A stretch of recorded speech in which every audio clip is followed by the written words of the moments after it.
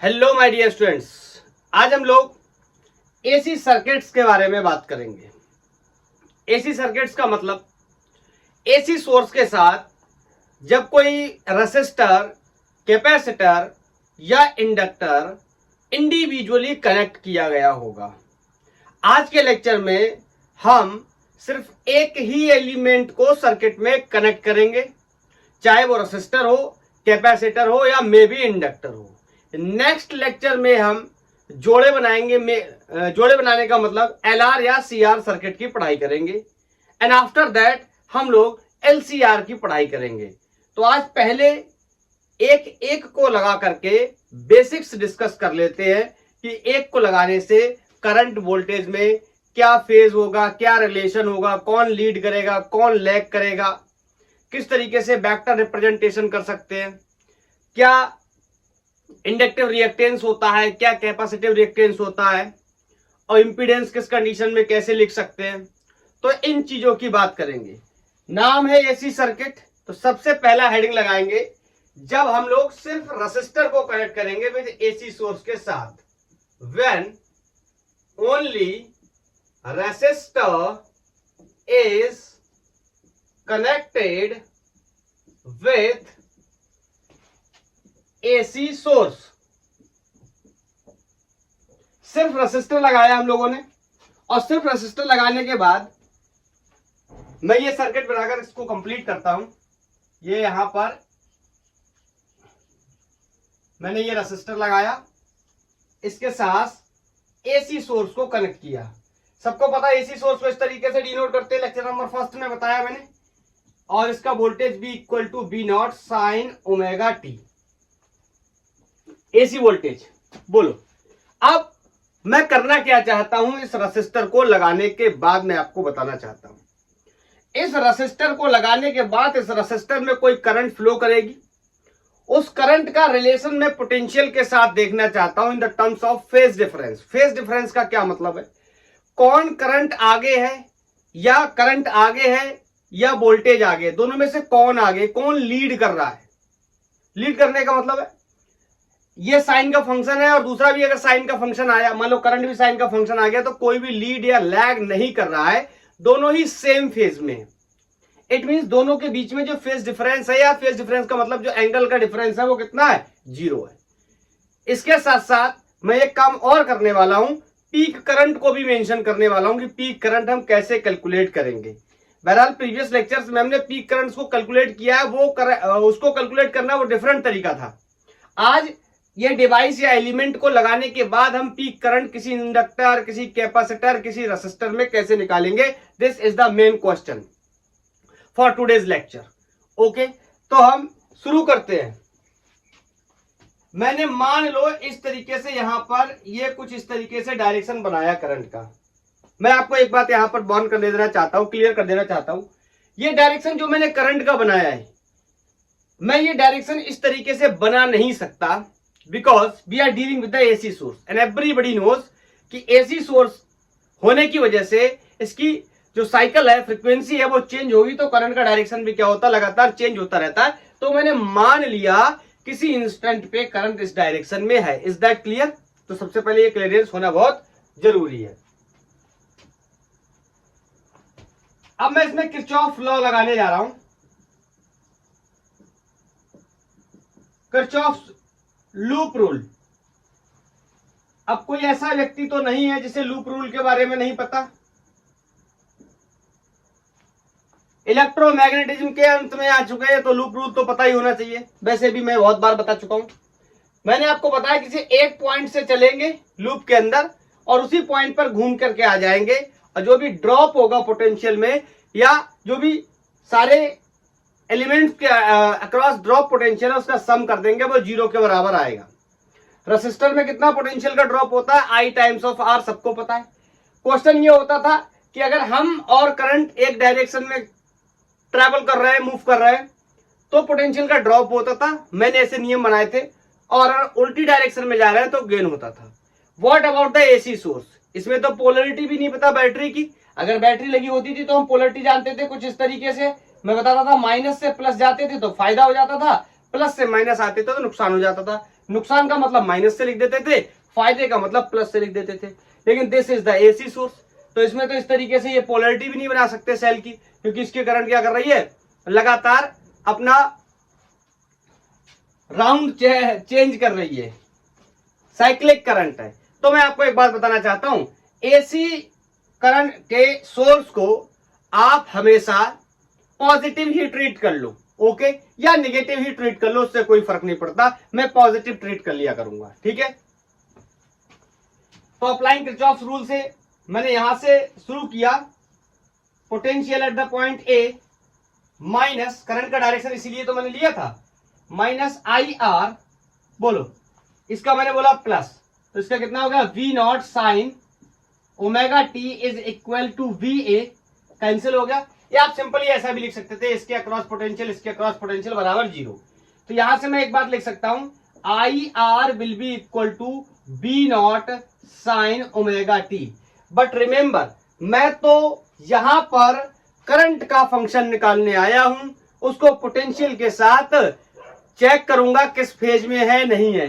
तो यहां पर रेसिस्टेंस की मुझे कोई रिक्वायरमेंट नहीं है, तो अगर इस रेसिस्टेंस को मैं इधर ले जाकर डिवाइड लगा दूं, सो ये इस तरीके से हो जाएगा V not upon R sine omega T. और आज की डेट तक 2 लेक्चर हम लोग पहले 3 कर चुके हैं, एंड एवरीबॉडी नोज कि ये वैल्यू क्या होने वाली है, peak current. I can say I not will be equal to B not upon R. मैं यहां पर एक बात सब लोगों को और भी क्लियर करना चाहता हूं, मैंने प्योर रेसिस्टर लगाया है, तो मैं करंट को, पीक करंट को इस तरीके से निकाल सकता हूं, इस पीक वोल्टेज में रेसिस्टेंस का डिवाइड करके। ये परिस्थिति आगे जाकर आपको चेंज होती हुई दिखाई देगी जब हम लोग इंडक्टर या कैपेसिटर का यूज करेंगे, तो यहां पर ये आर की जगह कुछ और आएगा। क्या आएगा, मैं आपको आगे चल करके एक्सप्लेन करूंगा, ठीक है। लेकिन एक बात मैं यहीं पे एक्सप्लेन कर देता हूं कि मुझे करंट निकालने के लिए आदत सी है किस चीज की, पोटेंशियल को रेसिस्टेंस से डिवाइड करने की। इसका मतलब अब तो आदत सी है इस बात का मतलब अभी थोड़ी देर के बाद समझ आएगा। चलो, जो मेरा पहला काम था उसको मैं चेक करने आया हूं। Look at the function of potential voltage and look at the function of current, both are the function of sine, दोनों ही साइन का फंक्शन है। तो बताओ दोनों के बीच में क्या कोई फेज का डिफरेंस है? फेज के डिफरेंस को आप तब तक के लिए इतना समझ सकते हैं कि इनके एंगल्स में कोई परिवर्तन नहीं है, कोई डिफरेंस नहीं।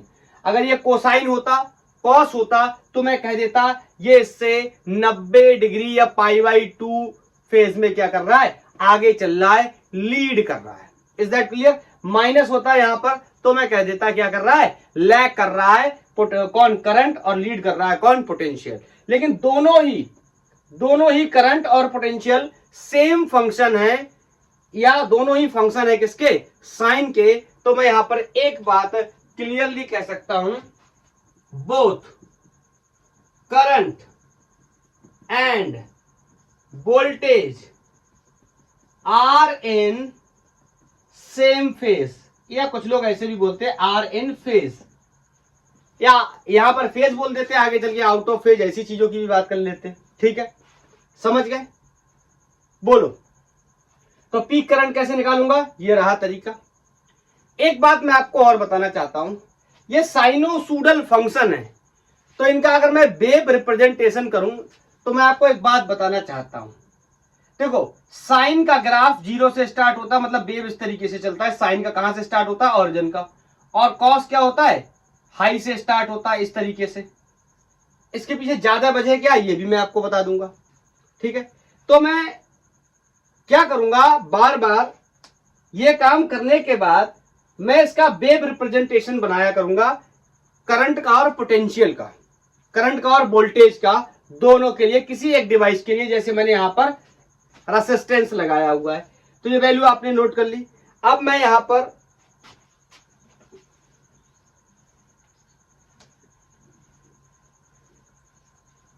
अच्छा एक सवाल पूछना चाहता हूं, मैं यहां पर वेव डायग्राम बनाने जा रहा हूं। दोनों ही साइन का फंक्शन है, पोटेंशियल या करंट। तो मैं जब दोनों को ही वेव में रिप्रेजेंट करने जाऊंगा तो दोनों ही ओरिजिन से स्टार्ट होंगे, क्योंकि दोनों ही किसके फंक्शन है, साइन के। तो मैं इस तरीके से इसका वेव बना रहा हूं।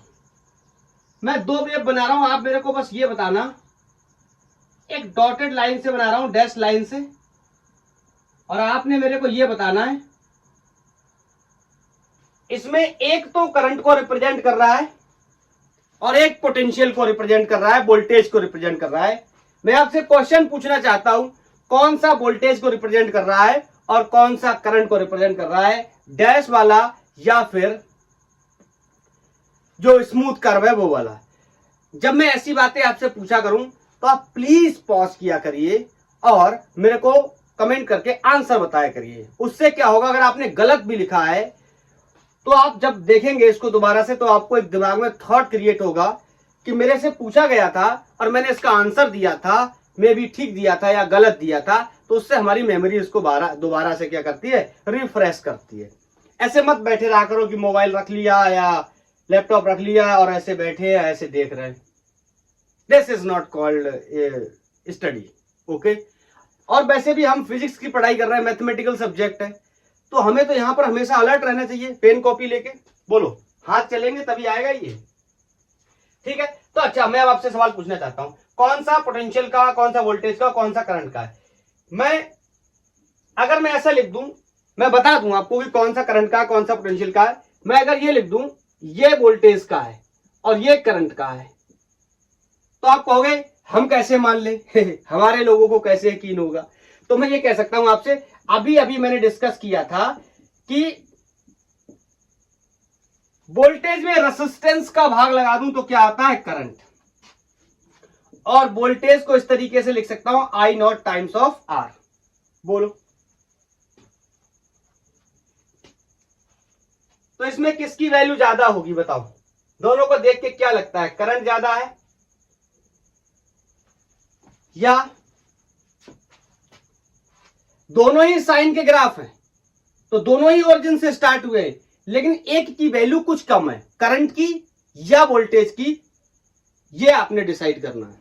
बोलो, मैंने फंक्शन भी बना दिए, I equal to B not upon R या B not equal to I times of R. ये रेसिस्टेंस किसको सपोर्ट कर रहा है और किसको अपोज कर रहा है, ये आपको देखना है। किसकी वैल्यू को मिनिमाइज कर रहा है और किसकी वैल्यू को ग्लोरीफाई कर रहा है, बढ़ा रहा है। बोलो, तो यहां पर मेरे को साफ साफ दिख रहा है कि करंट की वैल्यू को मिनिमाइज कर रहा है और वोल्टेज की वैल्यू को क्या कर रहा है, बढ़ा रहा है। और मैंने कैसा ग्राफ बनाया, मैंने ये लिख दिया डैश लाइन से। इसका मतलब ये क्या है, बोलो, ये क्या है, ये क्या है, गलत है। This is current, okay. और ये क्या है, वोल्टेज। तो ये वाला जो कर्व है, ये वाला जो वेव रिप्रेजेंटेशन है, ये किसके लिए, वोल्टेज के लिए, और ये किसके लिए, करंट के लिए। ऐसी बातें मैं आपसे बीच बीच में पूछता रहा करूंगा। अब मैं आपको थोड़ी सी एक और वजह बता दे रहा हूं कि ये दोनों ऑरिजिन से ही क्यों स्टार्ट हुए हैं, मतलब साइन के फंक्शन है। मैंने बोल दिया ऑरिजिन से स्टार्ट हुए, आपने मान लिया, अच्छी बात है, आप मेरे आज्ञाकारी विद्यार्थी हैं। तो अब एक सवाल दोस्त के नाते कि बता भाई कैसे मान लें तेरी बात। तो ऐसे भी मान सकते हैं आप। बताओ, अगर मैं आपसे कहूं आई या कोई भी फंक्शन ले रहा हूं, I not sine omega T, मेरा मतलब सिर्फ साइन से है। मैं तेरे से बोलूं अगर मैं टाइम की वैल्यू यहां 0 रख देता हूं, ठीक है, तो बोल यो यहां पे क्या हो जाएगा, I not sine 0 and everybody knows sine 0 क्या होता है, 0 होता है। तो यहां से करंट क्या हो जाएगा, 0। और अगर ये वोल्टेज का फंक्शन होता तो वोल्टेज भी क्या हो जाता, 0। समझे। अभी भी उतना मजा नहीं आया, चलो कोई बात नहीं, अब आ जाएगा मजा। अगर in case I naught cos omega t होता तो मैं टी जब 0 डालता तो यहां पर आई नॉट कॉस 0 हो जाता। और कॉस 0 की वैल्यू कितनी होती है, कॉस 0 की वैल्यू कितनी होती है, 1। मतलब आई किसके बराबर हो जाता, आई नॉट के कुछ समझ आया, कुछ समझ आया, आई नॉट के। या बी होता तो किसके बराबर हो जाता, बी नॉट के। और प्रीवियस लेक्चर में भी मैंने आपको एक बात बताई थी कि आई नॉट और बी नॉट, जहां पर भी पोटेंशियल की फंक्शन लिखी होगी, आई नॉट और बी नॉट क्या होते हैं, पीक वैल्यूज होते हैं। किसके, इंस्टेंटेनियस करंट या इंस्टेंटेनियस वोल्टेज के। तो बताओ यहां पर आई की वैल्यू कितनी है, मैक्सिमम, यहां बी की वैल्यू कितनी है, मैक्सिमम। मतलब अगर मैं वेव रिप्रेजेंटेशन करने गया और वो इन केस साइन का फंक्शन आया तो मैंने डिसाइड कर लिया यहां से स्टार्ट होगा, ऑरिजिन से स्टार्ट होगा। कोसाइन का फंक्शन है तो वो मैक्सिमम से स्टार्ट होगा। रिमेंबर, मैक्सिमम प्लस का भी हो सकता है, मैक्सिमम माइनस का भी हो सकता है। अगर इन केस कॉस 180 आ जाता तो ये -1 होता, या फिर मैं आपसे कह दूं यहां माइनस लगा होता, एक ही बात है। बोलो, यहां माइनस लगा होने का मतलब है ये फिर से मैक्सिमम से स्टार्ट होता, लेकिन इस बार किससे, नेगेटिव के मैक्सिमम थे, तो इसके वेव कुछ ऐसे बनेंगे। Is that clear? ये कहां से स्टार्ट करेगा, मैक्सिमा से। किसका फंक्शन होगा, अगर कोसाइन का। Is that clear? चलो, तो ये कुछ बेसिक बातें हमने सीख ली। जब रेसिस्टर लगा हुआ है, अब मैं रेसिस्टर की पढ़ाई कर चुका, अब मैं इसमें एलिमेंट डिवाइस को चेंज करना चाहता हूं। अच्छा, ऐसा हम क्यों कर रहे हैं, मैं आपको एक बात इसलिए और भी बताता हूं। आपने इस किताब की जब शुरुआत की थी पढ़ने की, तो आपने इलेक्ट्रोस्टैट से की थी। मतलब पहले आपने चार्ज के बारे में पढ़ा, चार्ज की स्टडी रेस्ट पे करी, फिर चार्ज को चलाया, पोटेंशियल के बारे में डिस्कस किया, कितना पोटेंशियल वर्क होता है, कितना पोटेंशियल स्टोर होता है, वर्क डन करना पड़ता है, पोटेंशियल एनर्जी होती है ना। उसके बाद आपने चार्ज डायनामिक्स की पढ़ाई करी, तो करंट इलेक्ट्रिसिटी की आपने पढ़ाई करी, और आपने देखा कि चार्ज चलना मूव हो गया है। जब चार्ज चलना मूव हुआ तो कुछ कंडीशंस पैदा हुई, जैसे चार्ज कंडक्टर के अंदर चलेगा और कंडक्टर क्या करता है, एक रेसिस्टेंस ऑफर करता है। फिर आपने देखा कि चार्ज किसी डिवाइस में स्टोर हो सकता है, उसको हम कैपेसिटर के नाम से जानते हैं, या उसमें एनर्जी स्टोर हो सकती है in the terms of charge. फिर जब हमने इलेक्ट्रोमैग्नेटिक इंडक्शन की पढ़ाई करी, तो वहां पर एक और नया एलिमेंट बनकर तैयार हुआ, जिसको हम नाम जानते थे किससे, इंडक्टर से। इंडक्टर के अंदर भी एनर्जी स्टोर होती है, लेकिन मैग्नेटिक फील्ड में होती कितनी होती है, ½ Li²। इसके बारे में भी हम डिस्कस कर चुके। तो आज क्या कर रहे हैं, वो सब कहानी डीसी करंट के साथ कर रहे थे, आज कहानी एसी करंट के साथ कर रहे हैं। तो एसी के साथ रेसिस्टर को लगाया तो आपने देखा क्या हुआ। अब एसी के साथ कैपेसिटर को लगाएंगे तो देखेंगे क्या होगा, फिर इंडक्टर को लगाएंगे तो भी देखेंगे क्या होगा। बोलो, तो व्हेन ओनली रेसिस्टर की जगह अब कर लो कैपेसिटर। एक एक करके बात कर रहे हैं। Capacitor is connected with AC source. Let's say मेरे पास ये एक कैपेसिटर है जिसका कैपेसिटेंस C है, और ये एसी सोर्स के साथ कनेक्टेड है, V equal to V0 sine ω/t से। ठीक है, सारे ही जो कनेक्शन है हमारे वो सीरीज में चलने वाले हैं, पैरेलल की पढ़ाई हमारे कोर्स में नहीं है। अब समझना, फिर से वही पुरानी कहानी, मैं किरचॉफ लॉ का इस्तेमाल करूंगा, लेकिन उससे पहले मैं एक बात और यहां पर क्लियरिफाई कर दे रहा हूं। बोलो, इस सर्किट को मैं प्योर कैपेसिटिव सर्किट के नाम से जानूंगा। जैसे पिछला वाला सर्किट प्योर रेसिस्टिव था, तो प्योर रेसिस्टिव में तो बताने की जरूरत नहीं थी, क्योंकि ये हम अंडरस्टैंड करते हैं। प्योर कैपेसिटिव का मतलब है यहां पर जो रेसिस्टेंस है, रेसिस्टेंस ऑफ कैपेसिटर इज 0। हम क्या मान के चल रहे हैं, इस कैपेसिटर का कोई भी रेसिस्टेंस नहीं है। मैं थोड़ा सा उन लोगों को अलर्ट कर देना चाहता हूं जिनके दिमाग में हमेशा ये चलता रहता है कि कैपेसिटर है तो रेसिस्टेंस कहां से आएगा। Resistance is not the property of capacitor, resistance is not the property of inductor, resistance is the property of conductor. तो जो भी कंडक्टर होगा, कंडक्टिंग वायर्स होंगे, कंडक्टिंग मटेरियल्स होंगे, उनका सबका अपना रेसिस्टेंस होगा। चाहे आप उनको उनसे कैपेसिटर बना लो या आप उनसे इंडक्टर बना लो, इससे हमें कोई फर्क नहीं पड़ता। क्लियर? तो मैंने मान लिया इसका रेसिस्टेंस 0 है। अब मैं यहां पर किरचॉफ्स लॉ का इस्तेमाल करूंगा।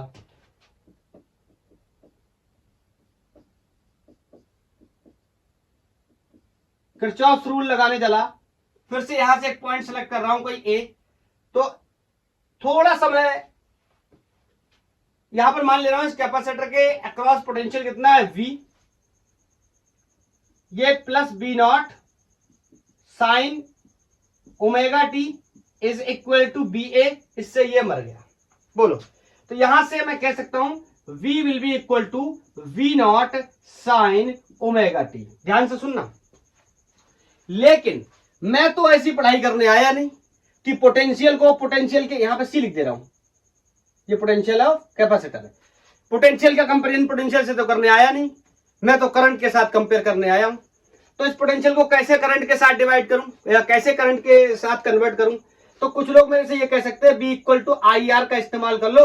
मैं यहां क्या लिख दूं? आई आर लिख दूं। मैं वो सारी चीजें बता रहा हूं जो तुम करते वक्त गलतियां करोगे, और ये मैं लिख नहीं सकता क्योंकि मैंने ये बात पहले मेंशन कर दी है कि कैपेसिटर का रेसिस्टेंस मैं कितना ले रहा हूं, 0। इसका मतलब यहां पर ये वाली कहानी काम करने वाली नहीं है, यहां पर दूसरी कहानी काम करेगी जो कॉन्सेप्ट हमने पोटेंशियल एंड कैपेसिटेंस के अंदर पढ़ा था। और आपने पढ़ा था Q इक्वल टू सी भी, तो B इक्वल टू क्या होता है? Q अपॉन सी।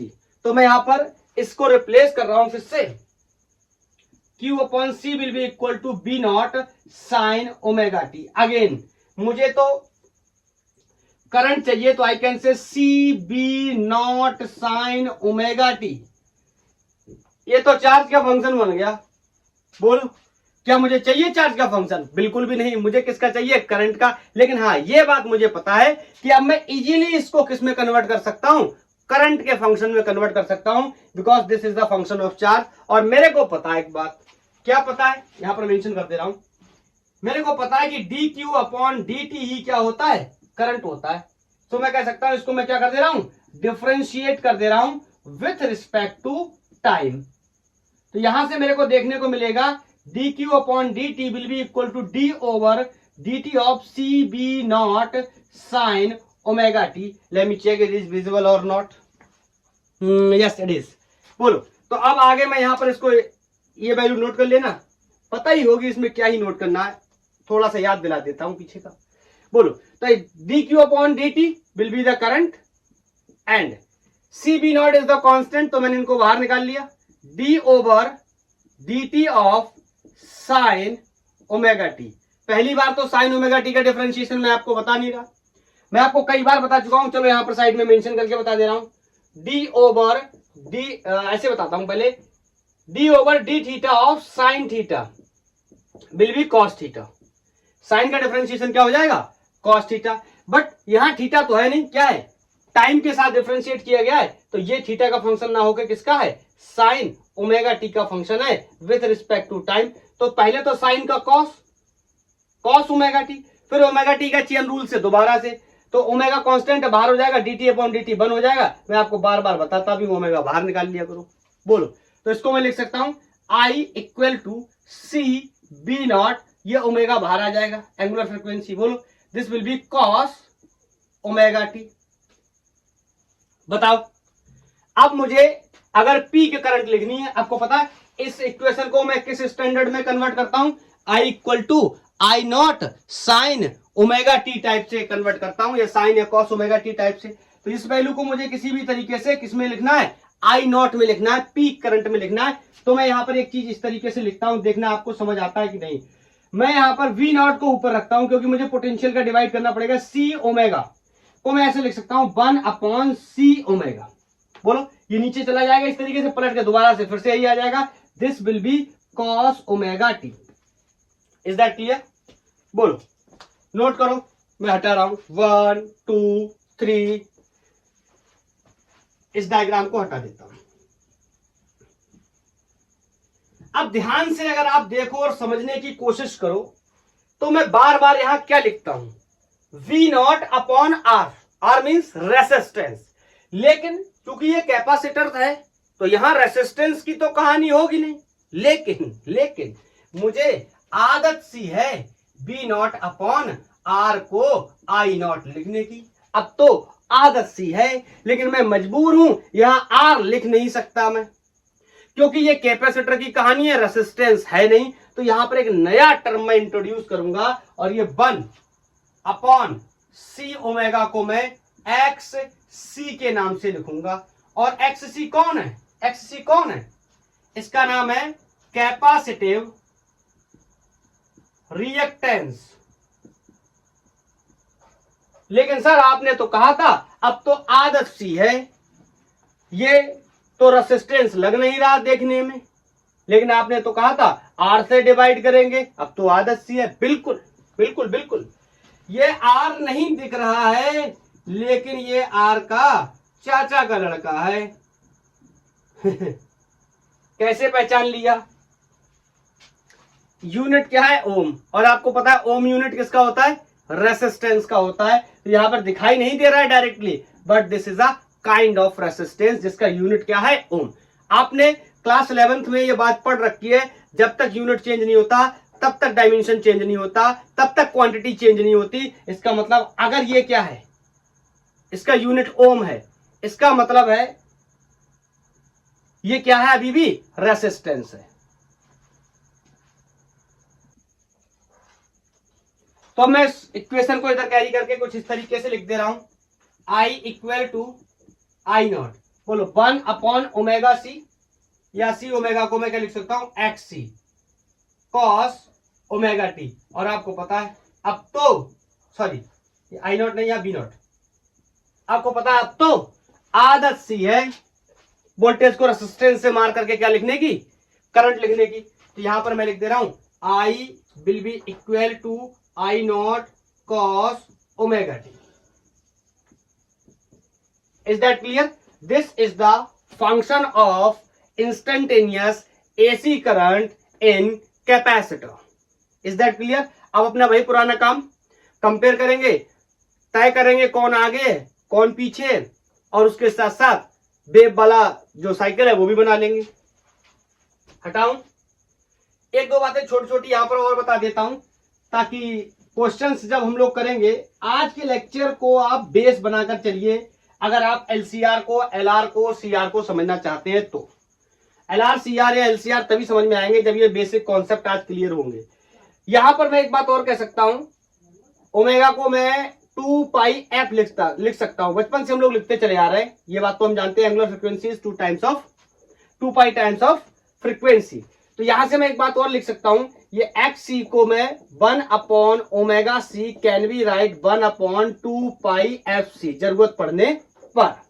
ठीक है, इस तरीके से।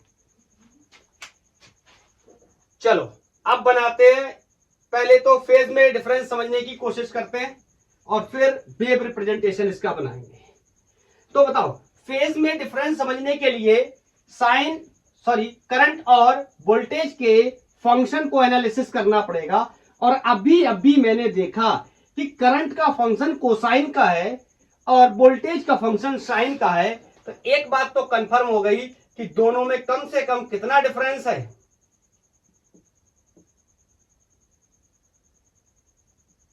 90 या π/2 का। बोलो, I equal to I not cos ωt। अगर मैं इसको इसकी तरह बनाना चाहूं तो मैं लिख सकता हूं I will be equal to I not sine, बोलो ωt plus π/2। Sign 90 plus theta क्या होता है? cos थीटा होता है। तो अब इसको और इसको अगर कंपेयर करने की कोशिश करोगे तो यहां पर फेज कितना है? 0 है। फेज मैं आपको बहुत बार बता चुका हूं, इस फाई से रिप्रेजेंट करते हैं। पहले दिन दूसरी क्लास में जब मैंने एवरेज करंट के बारे में बताना शुरू किया था, तो सबसे पहला जो इक्वेशन लिया था वो मैंने कुछ इसीलिए इस तरह लिया था, I equal to I not sine ωt plus phi.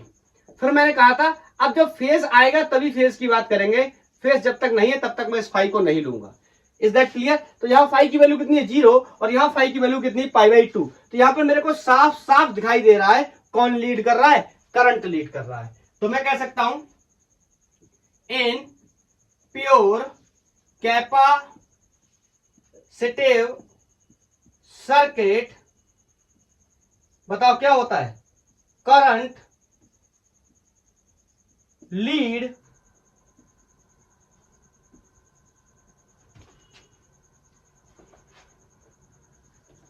current is leading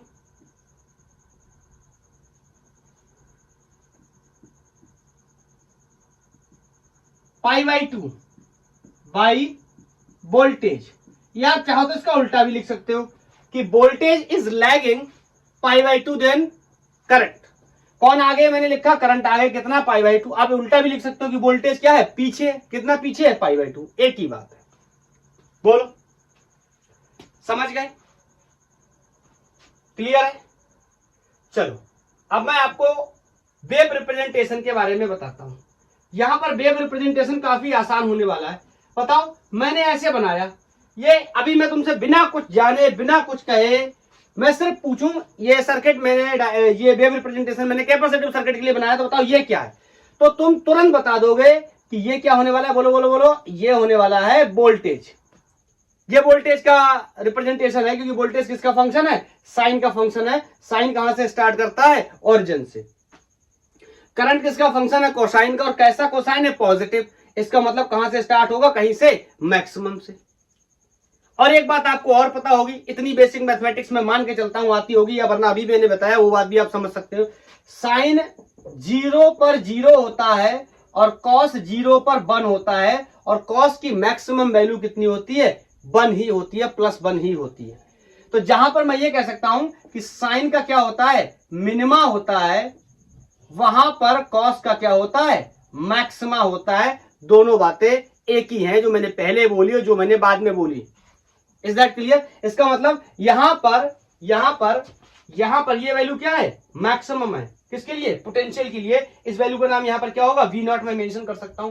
तो जहां पर कैपेसिटर में, बोलो क्या होगा, वोल्टेज मैक्सिमम होगा, वहां पर करंट क्या होगा, 0 होगा। मेरी बात समझ पाए।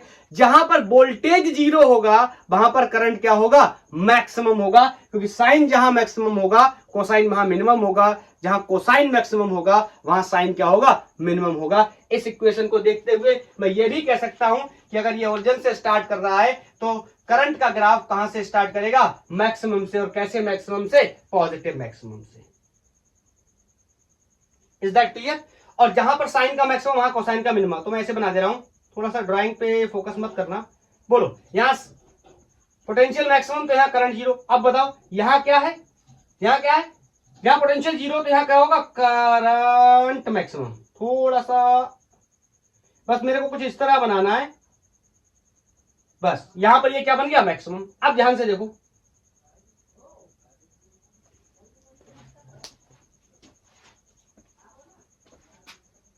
अब यहां पर देखो, यहां पर ये वैल्यू क्या है, मैक्सिमम है, तो करंट यहां पर क्या हो जाएगा, 0।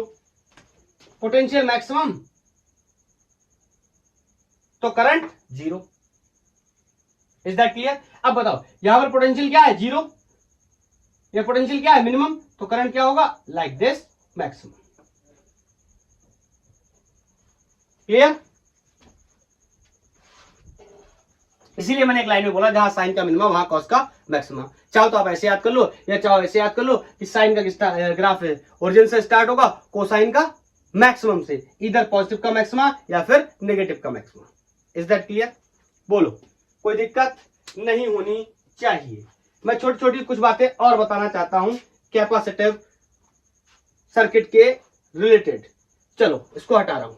अच्छा, मैं अगर आपसे एक बात बोलूं, मैं आपसे कहूं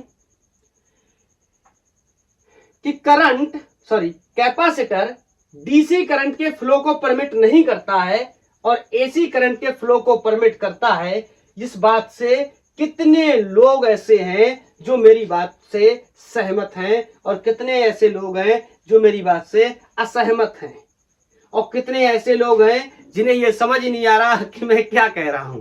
बोलो, मैं एक बात लिखता हूं, फिर इसका आप मेरे को एक्सप्लेनेशन बताना कि क्या सही है या ये गलत है।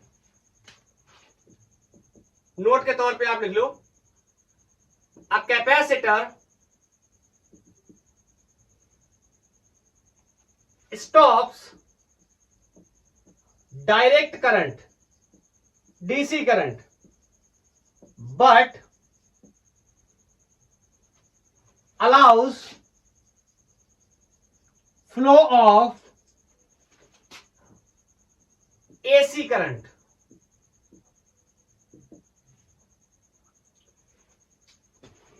ऐसा क्यों है, ये बात सही है गलत है।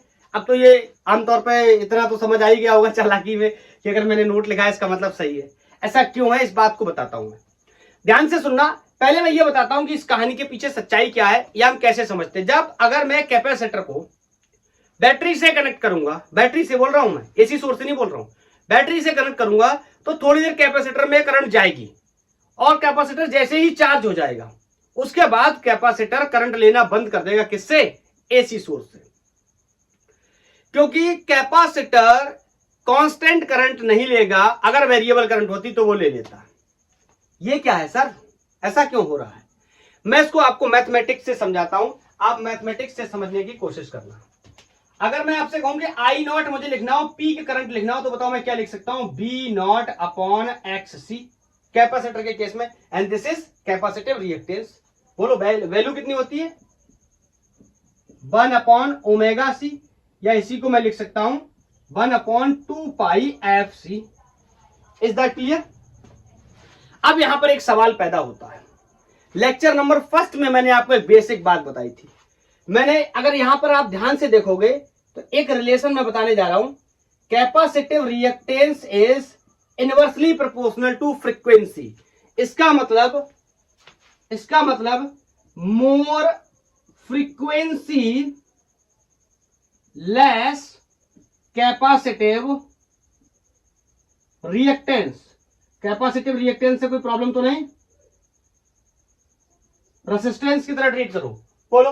और अगर लेस कैपेसिटिव रिएक्टेंस तो मैं कह सकता हूं मोर करंट फ्लो। इतनी तो बेसिक बातें हैं। अगर capacitive reactance it means resistance कम है तो करंट ज्यादा फ्लो कर सकता है। अब यहां पर मैं एक बात और बताना चाहता हूं, जो कि लेक्चर नंबर फर्स्ट में मैंने सीखा था, इधर मैं कैरी कर दे रहा हूं आगे। But F is 0 for DC circuit या डीसी सोर्स। आपको पता है डीसी करंट के लिए या डीसी वोल्टेज के लिए फ्रीक्वेंसी 0 होती है। ये बात मैंने पहले लेक्चर में भी बताई और समझने वाली बात भी है। डीसी कोई साइक्लिक करंट तो है नहीं, ना अपने ईएमएफ को चेंज कर रही है, चाहे करंट का ईएमएफ हो, सॉरी चाहे करंट का मैग्नीट्यूड हो, चाहे ईएमएफ का मैग्नीट्यूड, उसको चेंज तो कर नहीं रही, उसके पास तो कांस्टेंट है। तो फ्रीक्वेंसी 0 होने का क्या मतलब है? ध्यान से सुनना। फ्रीक्वेंसी 0 होने का मतलब, अगर मैं लिखने जाऊं 1 अपॉन, यहां पर जब मैं 0 रखूंगा 2 पाई इंटू 0 इंटू सी, ये सारी वैल्यू कितनी हो जाएगी? ये सारी वैल्यू कितनी हो जाएगी? 0। और something upon 0 will be infinite. तो क्या आपको लगता है किसी का इंडक्टिव रिएक्टेंस, वेरी सॉरी, किसी का कैपेसिटिव रिएक्टेंस या किसी का रेसिस्टेंस इन्फिनिटी है तो वो अपने अंदर करंट को फ्लो परमिट करेगा? करंट के फ्लो को परमिट करेगा? Of course not. आप लकड़ी में करंट नहीं फ्लो करा सकते क्योंकि उसका रेसिस्टेंस कितना है? इन्फिनिटी रेसिस्टेंस ऑफर करता है। ठीक है, आप ईट के अंदर, ईटा ब्रिक के अंदर करंट फ्लो नहीं करा सकते क्योंकि वो इन्फिनिटी रेसिस्टेंस ऑफर करता है। हाँ, अब इसको ऐसे बोल दोगे सर वो तो कुछ अलग है, सर वो तो इंसुलेटर्स है। इंसुलेटर्स का मतलब यही होता है कि वो इन्फिनिटी रेसिस्टेंस ऑफर करते हैं, इस वजह से उनके अंदर से करंट फ्लो नहीं कर पाती है। या उसकी बेसिक मैकेनिज्म को मैं आपको बताऊं तो उनके अंदर रेसिस्टिव फोर्स इतना ज्यादा होता है कि जो हमारे बैटरी के द्वारा अप्लाइड फोर्स होता है इलेक्ट्रॉन्स के ऊपर, वो सफिशिएंट नहीं हो पाता है। इस वजह से इक्विलिब्रियम की कहानी नहीं होती है और करंट फ्लो नहीं करता है। अगर ये नहीं समझ में आया तो डिलीट कर दो, ये समझो सिर्फ रेसिस्टेंस क्या है? इन्फिनिटी है। बोलो, तो जो बात मैंने बताई थी अब तो उसमें कोई प्रॉब्लम होनी नहीं चाहिए। अब तो मेरा नोट बिल्कुल सही समझ में आना चाहिए।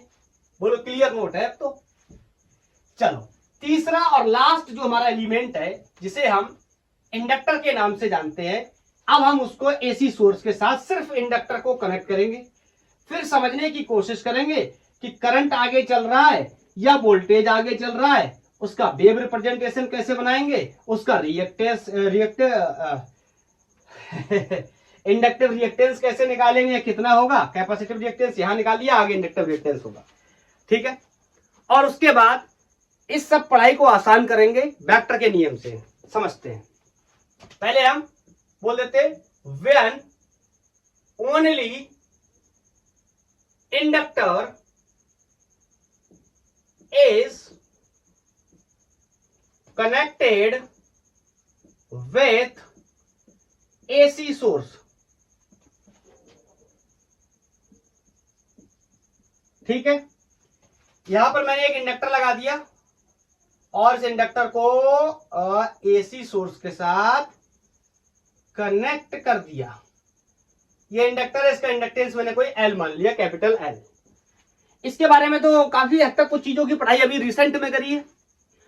पिछला चैप्टर जो हमारा था इलेक्ट्रोमैग्नेटिक इंडक्शन ईएमआई, वहां पर हमने इंडक्टर की खोज भी करी थी, इंडक्टर क्या होता है, और इसके बारे में बहुत सारी चीजें सीखी भी थी। हाँ, अब जैसे कि मैंने लिखा है when the only inductor is connected with AC source, इसका मतलब ये सर्किट कैसा है, प्योर इंडक्टिव सर्किट है। प्योर इंडक्टिव सर्किट का मतलब इसका रेसिस्टेंस कितना है, 0 है। कुछ लोगों को इस बात में तो बड़ा तसल्ली हुई होगी, हाँ ये बात तो सही कह रहे हो, क्योंकि प्रीवियस चैप्टर में मैंने पढ़ाई करी थी इंडक्टर की, और वहां पर मैंने जब एलआर सर्किट की पढ़ाई करी थी तो कई बार मैंने ऐसे क्वेश्चन ने एज्यूम किया था इसका रेसिस्टेंस क्या है, 0, और कई बार क्वेश्चन ने एज्यूम नहीं किया था तो हम ऐसे बनाते थे सर्किट को, याद आया, और लिखते थे ये क्या है आर, ये क्या है एल। ये आर अलग से नहीं होता था, ये इसी इंडक्टर का रेसिस्टेंस होता था। तो मैं सर्किट सॉल्विंग के लिए, सर्किट में अपने कॉन्सेप्ट को लगाने के लिए, समझने के लिए इसको बाहर इस तरीके से मेंशन कर देता था। Is that clear? और क्वेश्चन कर देता था अगर ये आइडियल इंडक्टर है तो मैं इसको हटा देता था, ये कहानी कर देता था। यही तो मैंने आज भी करी है। आइडियल इंडक्टर का मतलब रेसिस्टेंस कितना हो गया, 0। आइडियली हो रहा है ये सब, प्रैक्टिकली पॉसिबल नहीं है। किसी का रेसिस्टेंस प्रैक्टिकली कैसे 0 हो जाएगा, बोलो। चलो अब वही पुरानी कहानी, किरचॉफ्स लॉ को लगाते हैं और फिर करंट और वोल्टेज का रिलेशन समझने की कोशिश करते हैं। वोल्टेज का relation B equal to B naught sine omega T, applying Kirchhoff's law.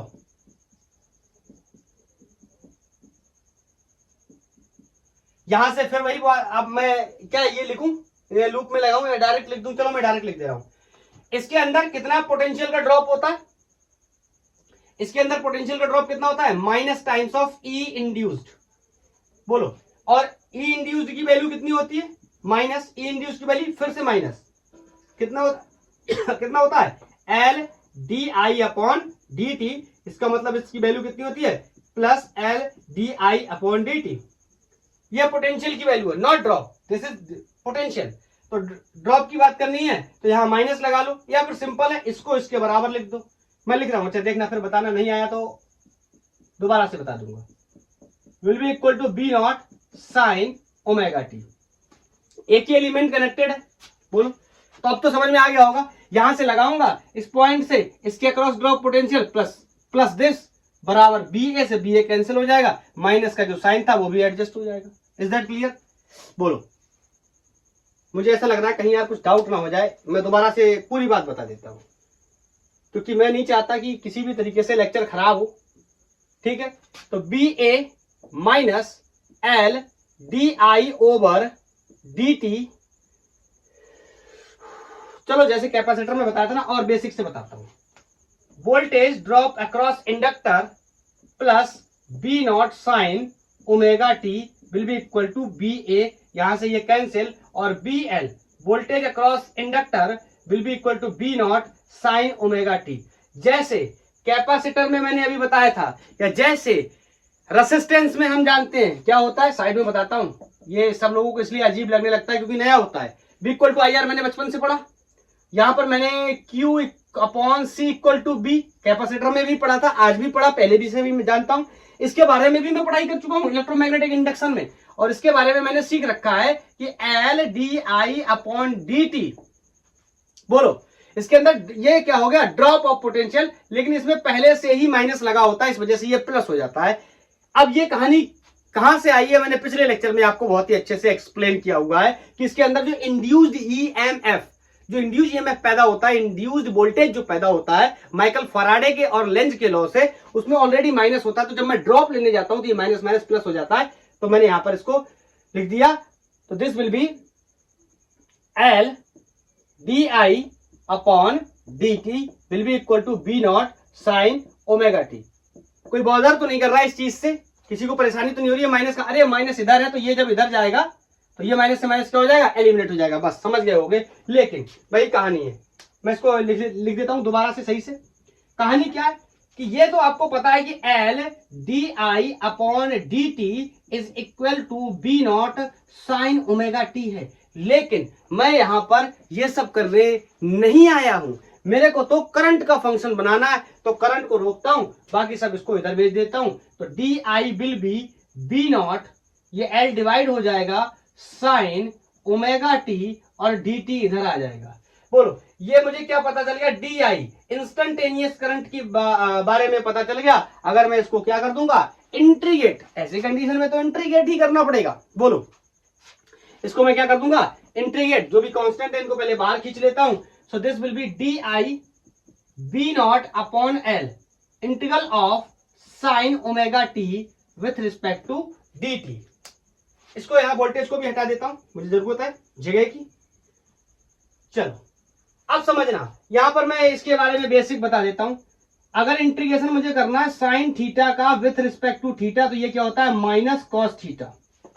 Sign theta का integration with respect to D theta is cos theta, किसका, माइनस का। लेकिन ये क्या नहीं है, ये क्या नहीं है, ये डी, ये क्या, साइन थीटा का integration with respect to D theta will be minus tans of cos theta, but this is not the sin theta, this is omega t। तो I can say sin omega t, और इसको किसके साथ integrate कर रहा है, dt के साथ में। तो सबसे पहले तो sin का क्या हो जाएगा, माइनस कॉस ओमेगा टी। फिर इस ओमेगा टी का दोबारा, तो मैं पहले से भी बता चुका हूं, आप क्या कर दिया करो, ओमेगा को डिवाइड कर दिया करो। Is that clear? बाकी जो मैथमेटिक्स के लोग उन्हें पता कैसे होने वाला है। तो यहां से डी आई इसको आई लिख दे रहा हूं पहले ही, और बी नॉट अपॉन एल। बोलो इसका इंटीग्रेशन माइनस, तो माइनस यहां बाहर लगा दिया। बोलो ओमेगा भी बाहर आएगा, और ये हो गया साइन का कॉस ओमेगा टी। ये मैंने साइड में यहां बताया ना। बोलो तो यहां से, लेकिन अब तो आदत सी है ना, बोलो आदत सी है। क्या लिखना चाहता हूं, क्या लिखना चाहता हूं, V not upon something, something का मतलब V not upon R, resistance लिखना चाहता हूं ना, तभी तो लिख पाऊंगा। इसको मैं क्या लिखना चाहता हूं, I equal to I naught के फंक्शन में लिखना चाहता हूं। तो I can say this will be I equal to minus V naught, और यहां पर ये जो एक्स एल है, सॉरी ओमेगा एल है, ऐसे लिख दे रहा हूं, अच्छा लगेगा, किताबों में भी ऐसे लिखा मिलेगा। ओमेगा एल है, इस ओमेगा एल की जगह मैं यहां पर एक नया टर्म इंट्रोड्यूस कर देता हूं, जिसका नाम है, रिप्रेजेंटेशन है एक्स एल, और ये हो गया कॉस ओमेगा टी। लेकिन मुझे तो पता है कि अब तो आदत सी है, ये एक्सएल क्या है, एक्सएल क्या है, इंडक्टिव रिएक्टेंस। क्या ये रेसिस्टेंस जैसा है? यस। इसका यूनिट क्या है, ओम है। यस। बोलो तो अब तो आदत सी है। तो V not upon R resistance type है, तो मैं इसको क्या लिख सकता हूं, I not. Is that clear? तो मैं यहां से हटा रहा हूं, 1 2 3 नोट कर लो, एसएस ले लो, यहां से देखो।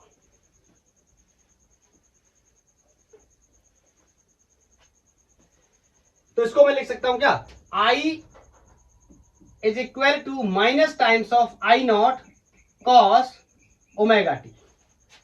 अब बताओ, अगर मैं इसको वोल्टेज के साथ कंपेयर करूं, V equal to B not sine omega T, बताओ क्या लगता है? इस वाले फंक्शन को मैं अगर साइन की तरह कन्वर्ट करने की कोशिश करूं, तो I can write I equal to I not sine, cos की जगह sine omega T minus pi by 2।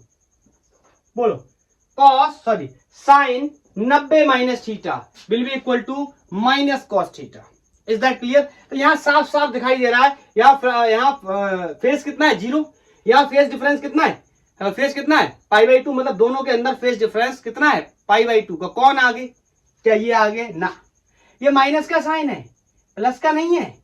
Is that clear? तो कौन है, करंट पीछे है, कौन आगे है, वोल्टेज। किसके केस में, प्योर इंडक्टर के केस में। बोलो जब सर्किट में प्योर इंडक्टर लगा है, तो कौन लीड करेगा और कौन लैग करेगा? मैं कह सकता हूं वोल्टेज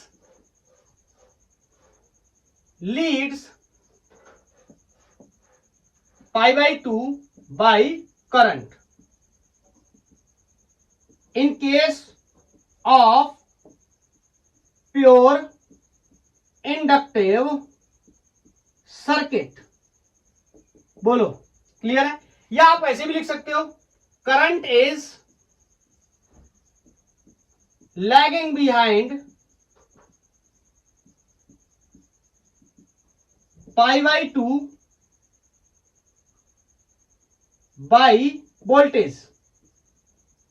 ठीक है, एक ही बात है। बोलो, मैं बोलूं राम और मैं, राम आगे है या मैं पीछे हूं, एक ही बात है, ये आगे ये पीछे। अब दूसरा काम मेरा कि मैं इसमें वेव रिप्रेजेंटेशन करूंगा, यह भी मेरे लिए बहुत आसान है। और जैसे ही मैं ये वेव बनाने गया और मैंने कुछ इस तरीके का वेव बनाया, सब लोग चिल्लाने लगे ये तो वोल्टेज है, क्योंकि वोल्टेज किसका फंक्शन है, साइन का फंक्शन है। कहां से स्टार्ट होगा, ऑरिजिन से। जैसे ही मैंने करंट को देखा, ये कोसाइन का फंक्शन है, वो भी माइनस का मतलब स्टार्ट होगा मैक्सिमा से। कहां से, कौन से मैक्सिमा से, माइनस के मैक्सिमा से, मतलब नीचे से। और वो कहानी तो हमेशा रहेगी कि जहां साइन का मैक्सिमम वहां कोसाइन का मिनिमम। तो मैं कह सकता हूं यहां साइन मिनिमम है, तो यहां से क्या करेगा, कॉस स्टार्ट करेगा। और यहां पर इसकी वैल्यू क्या है, मैक्सिमम, तो यहां इसकी वैल्यू क्या हो जाएगी, 0। Is that clear. यहां वोल्टेज की वैल्यू 0 है मतलब साइन की वैल्यू 0, तो कॉस की वैल्यू क्या हो जाएगी, मैक्सिमम। Is that clear. यहां पर साइन की वैल्यू मैक्सिमम है, तो कॉस की वैल्यू क्या हो जाएगी, 0। यहां पर साइन की वैल्यू कितनी है, 0, तो कॉस की वैल्यू क्या हो जाएगी, मैक्सिमम। लाइक दिस, ये कहानी ऐसे चलती रहेगी। बोलो, क्या क्लियर है, क्या क्लियर है, कोई दिक्कत तो नहीं है, बताओ। चलो, एक बात मैं आपको और बताना चाहता हूं, और इस बात को मैं पहले से भी बता चुका हूं, आज मैं दोबारा आपको बताता हूं। हमने जब एलआर सर्किट की पढ़ाई करी थी, तो मैंने वहां पर आपको एक कॉन्सेप्ट बताया था कि जब भी इंडक्टर को, बैटरी से बात कर रहा हूं, बैटरी से डीसी करंट से कनेक्ट करते थे, शुरुआत में करंट वेरिएबल होती थी, चार्जिंग की कहानी होती थी। लेकिन एक समय के बाद जब इंडक्टर चार्ज हो जाता था, तो वो फर्दर और पोटेंशियल को नहीं लेता था, और वो एक कंडक्टिंग वायर की तरह बिहेव करने लगता था, just like ideal conducting wire. Ideal conducting wire का मतलब उसका रेसिस्टेंस कितना हो जाता था, 0। ये बात मैंने वहां आपको बताई थी, मैं यहां पर भी इस बात को एक्सप्लेन करके आपको समझा देता हूं। ये तो समझ गया ना, ये लीडिंग लैगिंग वाली कहानी मेंशन कर लेना। तो यहां से मैं कह सकता हूं XL is equal to omega L can be write to pi FL। बोलो, इज दैट क्लियर। तो यहां पर एसी की कहानी तो सब कुछ सही है। अगर मैं डीसी के लिए लिखूं, अगर एसी के लिए मैं यहां पर लिख दूं, बोलो XL is directly proportional to F frequency. Is that clear. बोलो, तो जितनी ज्यादा फ्रीक्वेंसी होगी उतना ज्यादा इंडक्टिव रिएक्टेंस होगा। तो मैं चाहूंगा क्या, कम फ्रीक्वेंसी की करंट इससे पास करें। लेकिन अगर ऐसा हो गया तो कैसा, कि फ्रीक्वेंसी 0 हो गई, मुझे पता है किसके लिए, डीसी करंट के लिए ऐसा होता है। बोलो, डीसी करंट के लिए अगर फ्रीक्वेंसी 0 हो गई, इसका मतलब XL क्या हो गया, 0। मतलब इंडक्टिव रिएक्टेंस 0 होने का मतलब इसका रेसिस्टेंस 0 हो गया। और अगर रेसिस्टेंस 0 हो गया तो वो कैसा बिहेव करेगा, एक आइडियल कंडक्टर की तरह, एक आइडियल कंडक्टिंग वायर की तरह। मतलब इंडक्टर लगा तो है सर्किट में, लेकिन अपना कोई भी मसला दिखाई नहीं देगा उसके अंदर। मैं कह सकता हूं, लेकिन ध्यान से सुनना इस बात को, मैंने किस विषय में कहा है। इस विषय में मैंने बोला है कि एक्स पीक करंट की बात कर रहा हूं, I not equal to B not upon XL. I am talking about the peak current. Peak current का मतलब है मैक्सिमम करंट, मैक्सिमम करंट का मतलब है कांस्टेंट करंट। ये वैल्यू क्या होती है, कांस्टेंट। लेकिन एसी करंट कैसी होती है, एसी करंट कैसी होती है, वेरिएबल करंट होती है। कांस्टेंट करंट के लिए मैं बात कर रहा हूं। और कांस्टेंट करंट कौन सी होती है, कांस्टेंट करंट कौन सी होती है, DC current. Is that clear. तो मैं यहां पर जो भी बात कर रहा हूं ये समझ चुके होंगे आप। तो मैं कह सकता हूं क्या करेगा, inductor will behave like a ideal conducting wire जिसका रेसिस्टेंस 0 होगा। बोलो, क्लियर है, समझ गए ना। हटा देता हूं, कर लिया नोट। चलो, अब तीनों के बारे में मैंने सीख लिया। कौन में किसमें करंट लीड कर रही है, किसमें करंट लैग कर रही है, सब कुछ मैंने सीख लिया। मैं इसका एक फ्रीक्वेंट चार्ट बना दूं क्या, जिससे पूरा पढ़ने के बाद तुरंत जस्ट फॉर रिवीजन के लिए।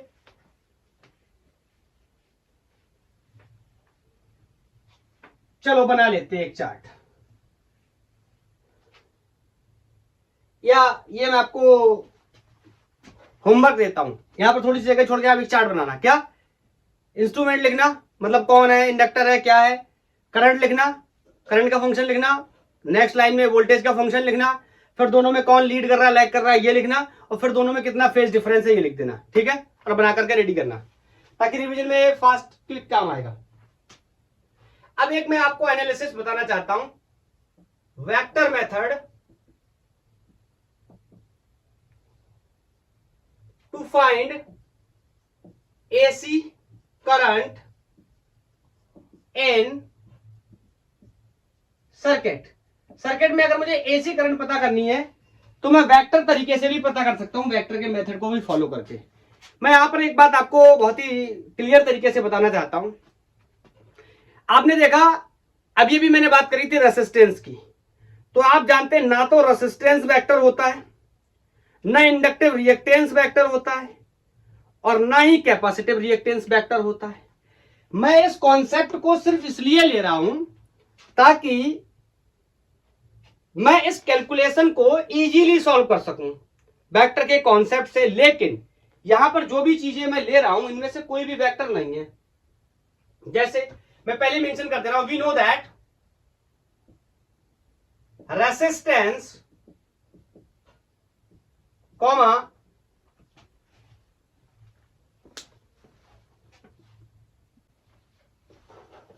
लाइट की वजह से डिस्टरबेंस हो गया था गाइस, दोबारा से कैरी करते हैं।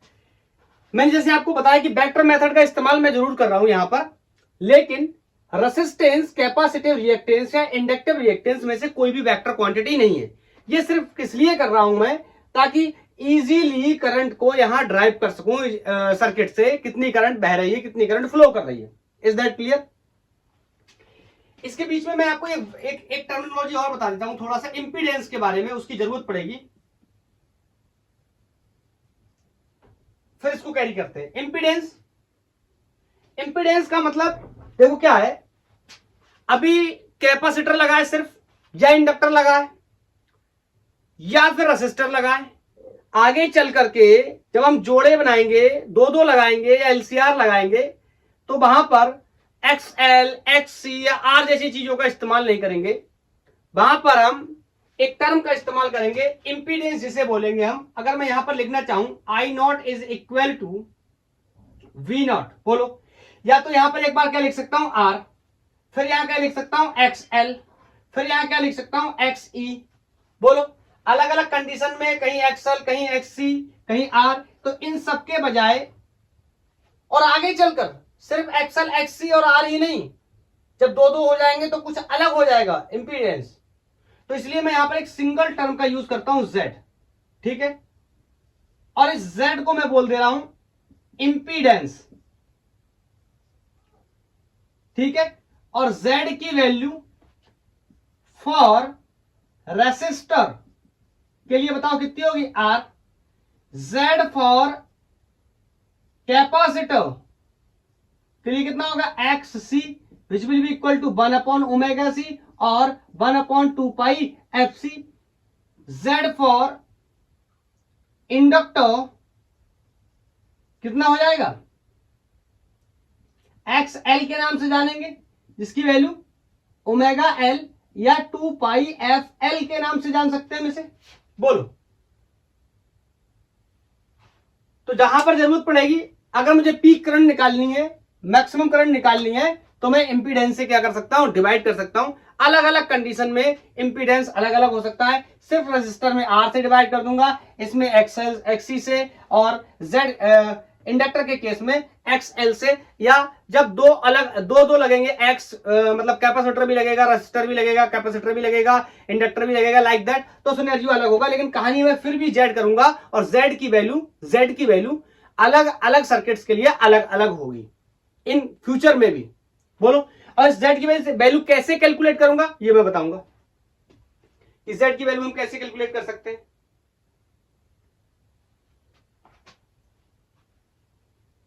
हटा रहा हूं इसको, अब अपने कॉन्सेप्ट को दोबारा से कैरी कर रहा है, इसको आप नोट कर लेना, मैं दोबारा से भी बताऊंगा इसे नेक्स्ट लेक्चर के अंदर। चलो अब ध्यान से सुनना, जो वेक्टर्स मैंने लिए हैं मैं बोल दे रहा हूं, let's say magnitude of vector R is R, ऐसे ही magnitude of vector XL is XL and magnitude of vector XC is XC। ठीक है, क्यों मैंने बताया, मैं दोबारा से आपको बता दे रहा हूं, ये वेक्टर नहीं है लेकिन हम इनको क्या कर रहे हैं, वेक्टर अप्रोच की तरह ट्रीट कर रहे हैं ताकि हमारे कैलकुलेशंस क्या हो जाए, इजी हो जाए। Is that clear. तो आर वेक्टर का मॉडुलस आर है, मैग्नीट्यूड आर है, एक्सएल वेक्टर का मैग्नीट्यूड एक्सएल है और एक्सी वेक्टर का मैग्नीट्यूड क्या है, एक्सी। Is that clear. इनकी वैल्यू मुझे पता है। बोलो कोई डाउट, कोई दिक्कत नहीं होनी चाहिए। और यहां पर मैं आपसे एक सवाल और कहना चाहता हूं, if the resistance of circuit is R and net reactance is X, मैंने नेट रिएक्टेंस कोई एक्स मान लिया, चाहे ये वाला रिएक्टेंस है चाहे ये वाला रिएक्टेंस है या कुछ और भी कहानी है, तो ठीक है, मैंने क्या मान लिया, एक्स मान लिया। तो उस दौरान जो इसका इंपीडेंस है,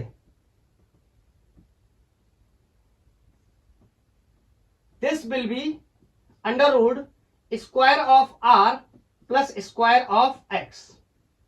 ठीक है, वेक्टर के नियम कानून लग रहे हैं, ध्यान रखना आप। ये कैसे आया इसके बारे में थोड़ा अभी बता भी दूंगा। चलो ये बेसिक इंफॉर्मेशन हो गई, इसको हटाते हैं, इसके बारे में भी थोड़ी देर में बता दूंगा।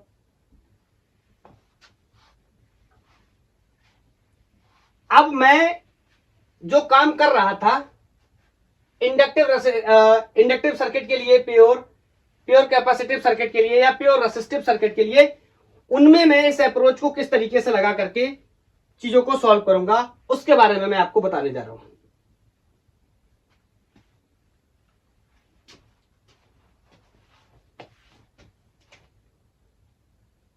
जैसे ये मान लो प्योर रेसिस्टिव सर्किट है कनेक्टेड विद एसी सोर्स, ये प्योर कैपेसिटिव सर्किट है कनेक्टेड विद एसी सोर्स, ये प्योर इंडक्टिव सर्किट है कनेक्टेड विद एसी सोर्स। बोलो, और एसी सोर्स में सबको पता है potential V equal to B not sine omega T, हर केस में हम यही रखने वाले हैं।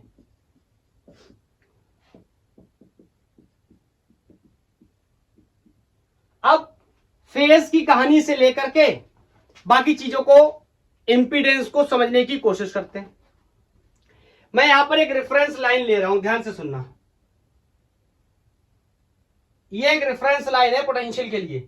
तो बताओ, current and potential in case of pure resistor दोनों ही सेम फेज में होते हैं, तो मैं इसी पे बना दे रहा हूं क्या, आर, और यही क्या हो गया, जेड, और जेड की वैल्यू इसमें कितनी हो जाएगी, आर। बोलो इंपीडेंस की वैल्यू कितनी हो जाएगी, आर। और यहां पर एक और चीज, अगर मैं आपसे कहूं फेज फाई की वैल्यू कितनी हो जाएगी, तो आप कहोगे 0। बोलो क्लियर है। अगर मैं इसके लिए डिनोट करना चाहूं तो ये मैंने बना ली रेफरेंस लाइन। बोलो, और करंट और पोटेंशियल में क्या फेज डिफरेंस होता है, क्या फेज रिलेशन होता है, तो आपको पता है, लीड करता है यहां पर। तो मैंने इसको मान लिया, बोल दिया Z, और इस बार Z की वैल्यू 1 अपॉन, बोलो बोलो बोलो बोलो, ओमेगा सी, या 1 upon X C will be 1 upon omega C. Is that clear. यहां पर लिखना चाहिए था, ये तो रेफरेंस लाइन ली है, तो यहां पर X C will be 1 upon omega C. बताओ फेज, बताओ कितना डिफरेंस है, पाई बाई 2 का। Is that clear? अगर मैं इसके लिए बनाना चाहूं,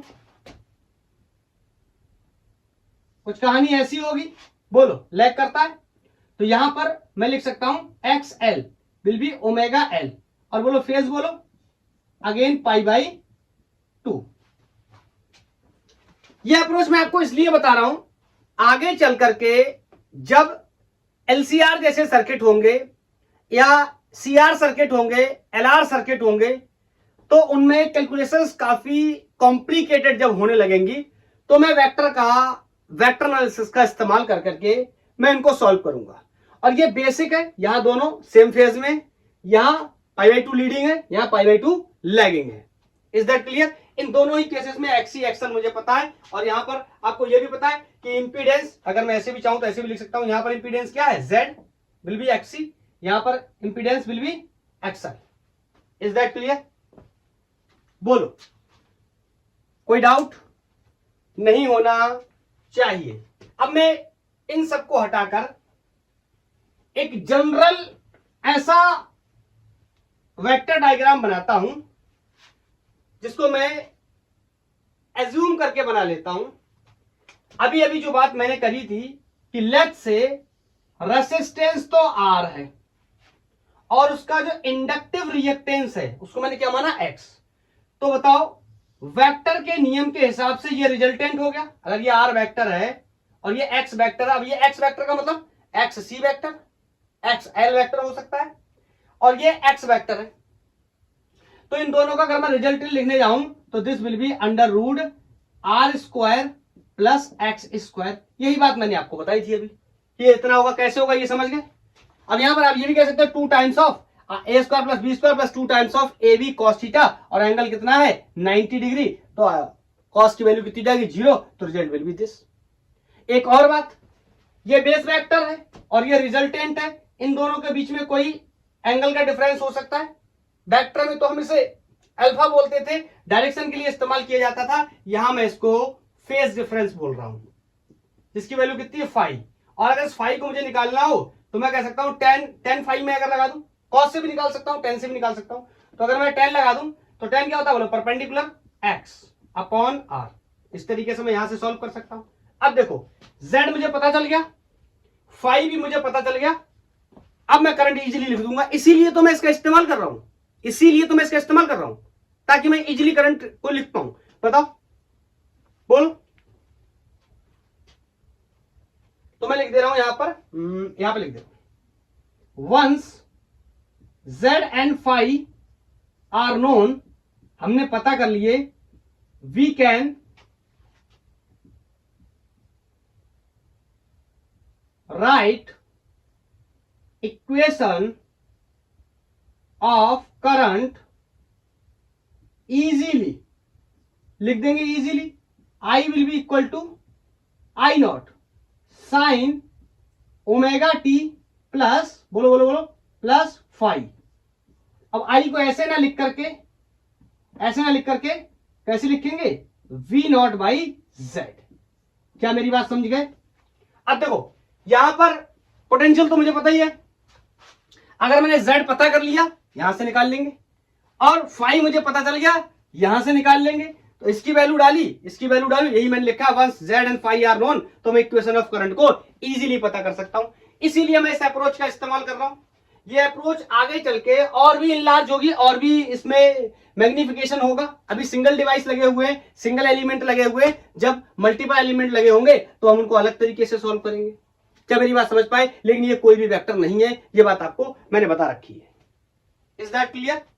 तो बोलो, कोई डाउट तो नहीं?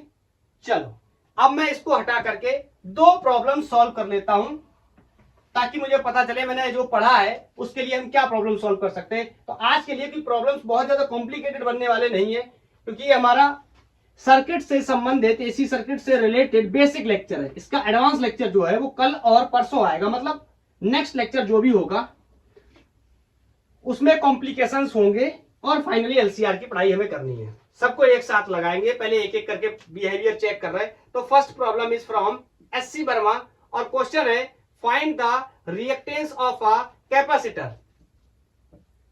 Find the reactance of capacitor, capacitor का मुझे रिएक्टेंस बताना है और इसमें मैं आपको फ्रीक्वेंसी गिवन करता हूं और कैपेसिटेंस गिवन कर देता हूं। कैपेसिटेंस है 200 micro farad. Is that clear? कह रहा when it is connected to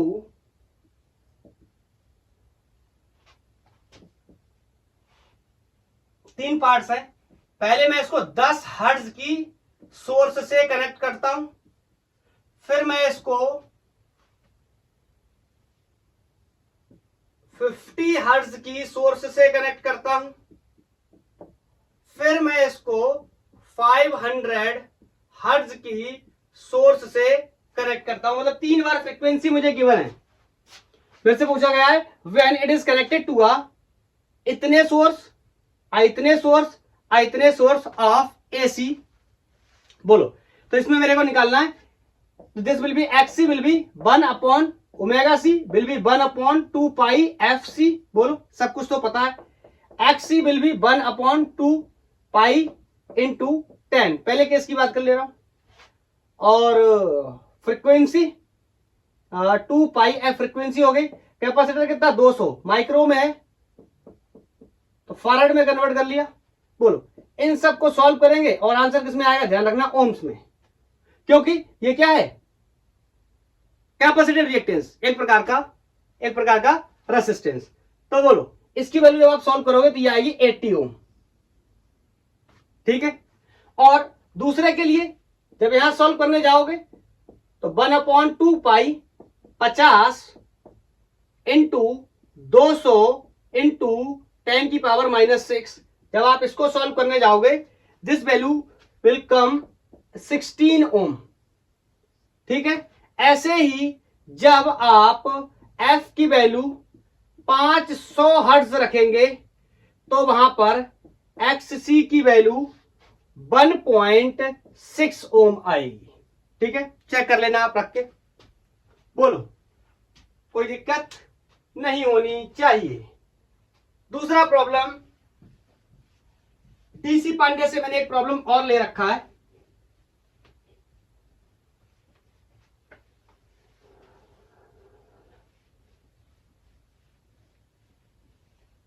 next problem is कि इस तरीके से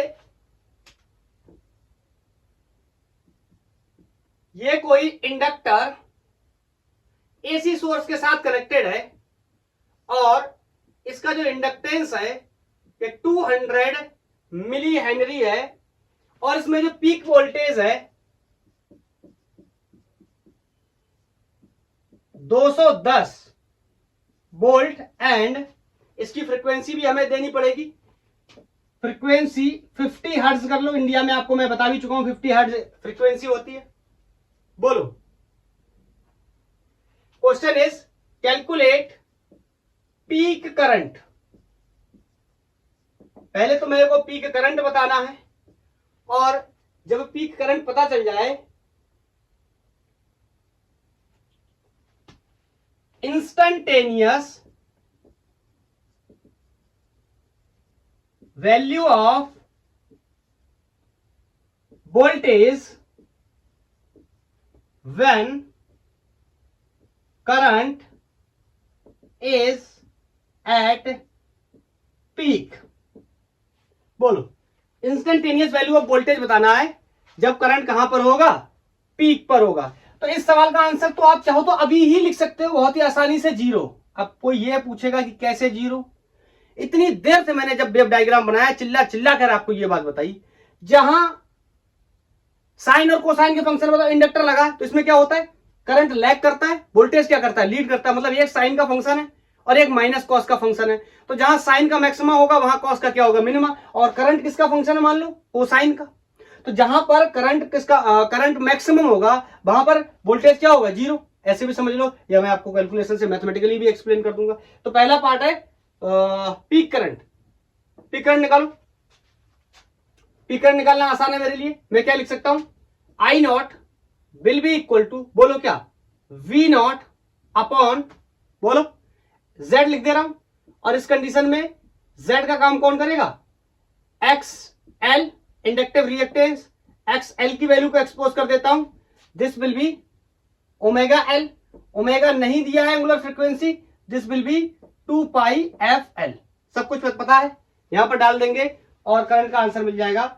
I not will be B naught, peak voltage is given 210, अगर नहीं दिया होता RMS दिया होता तो भी पता है हमें कैसे हम कन्वर्ट करेंगे, बोलो आगे, upon 2 pi, frequency is 50 and inductance is 200 मिली का मतलब 10 की पावर 6, यहां से सॉल्व करेंगे और करंट की वैल्यू यहां से 3.3 एम्पियर आ जाएगी। Is that clear? First part is clear. Second try मैंने आंसर भी बता दिया पहले से ही, चलो ट्राई भी कर लेते हैं। तो आप एक बात बताओ, अगर करंट मैक्सिमम होनी चाहिए फॉर मैक्सिमम करंट, मैथमेटिक्स से समझते हैं, तो मैं कह सकता हूं कि मैक्सिमम करंट के लिए क्या होना चाहिए। करंट का अगर फंक्शन मैं उस तरीके से यहां पर रिप्रेजेंट करने की कोशिश करूं तो मैं सिर्फ साइन और कोसाइन लिख ले रहा हूं, sine omega T minus pi by 2 ऐसे लिख सकता हूं। क्यों क्यों क्यों सुनना, I equal to minus I naught cos omega t होता है, तो इसको मैं कन्वर्ट करके साइन में लिखना चाहूं तो माइनस का साइन हटा के आई नॉट साइन, बोलो क्या कर दूंगा, कॉस ओमेगा टी में से पाई बाई 2 क्या कर दूंगा, घटा दूंगा, मतलब पीछे पहुंचा दूंगा, करंट को लैग करा दूंगा। तो यही मैंने लिखा है कि sign omega T minus pi by 2 क्या होना चाहिए मैक्सिमम करंट के लिए, ये वैल्यू क्या होनी चाहिए मैक्सिमम, ये वैल्यू क्या होनी चाहिए मैक्सिमम। ठीक, तो इसको मैक्सिमम में कैसे कर सकता हूं, साइन का साइन के साथ कंपेयर अगर मैं करूं तो मैं कह सकता हूं sine omega T minus pi by 2, sine की वैल्यू कहां मैक्सिमम होती है, साइन 90 माने पाई बाई 2 पे। Is that clear? तो यहां साइन से साइन मर गया, कंपेरिजन तो करना पड़ेगा ना, तो यहां से मैं कह सकता हूं omega T will be equal to, या ऐसे एक लाइन बढ़ा दे रहा हूं, omega T minus pi by 2 will be equal to pi by 2, pi by 2 उधर जाएगा जुड़ जाएगा तो पाई बाई 2 मिलकर क्या हो जाएगा pi, means omega T will be pi. बोलो ओमेगा टी किसके बराबर होना चाहिए, पाई के बराबर होना चाहिए। अब वोल्टेज का इक्वेशन लिख लो और इसमें डाल करके इसको सॉल्व कर दो, आंसर हो जाएगा। वोल्टेज का इक्वेशन क्या लिखूंगा, V equal to B not sine omega T. अब आप समझ गए होंगे कि मैंने इसको साइन में कन्वर्ट क्यों किया था, कॉस सी क्यों नहीं किया था। मैं चाहता तो ऐसे भी लिख सकता था कि कॉस ओमेगा टी में वैल्यू मैक्सिमम चाहिए, तो भी कॉस ओमेगा टी में वैल्यू मैक्सिमम कहां होती है, 0 डिग्री पे होती है, और मैं यहां पर फिर 0 रख सकता था तो भी ये वही वैल्यू आती, लेकिन वो कॉस का कंपैरिजन था तो कॉस में करना पड़ता, क्योंकि ये साइन है इसलिए मैंने उसको साइन में कन्वर्ट कर लिया, नॉट अ बिग डील। बोलो, तो यहां पर जब मैं क्या प्लेस करूंगा, मेरे को गिवन है कि ओमेगा टी की वैल्यू कितनी है पाई, तो we can say V not sine pi, sine pi माने साइन 180 की वैल्यू कितनी होती है 0 डिग्री, तो we can say voltage will be 0। चाहे ऐसे समझ लो या फिर बहुत ही सिंपल लाइन में समझना था, जहां करंट मैक्सिमम वहां पोटेंशियल मिनिमम, जहां पोटेंशियल मिनिमम वहां current maximum. Is that clear? बोलो, मजा आया ये सिंगल सर्किट के प्रॉब्लम्स को समझ करके। नेक्स्ट लेक्चर में हम लोग दो जोड़े बनाएंगे। Is that clear? बोलो, तो आज के लिए वो पता नहीं कहां से ये आ गया है, आज के लिए इतना ही। थैंक यू, धन्यवाद, पढ़ाई करते रहिए।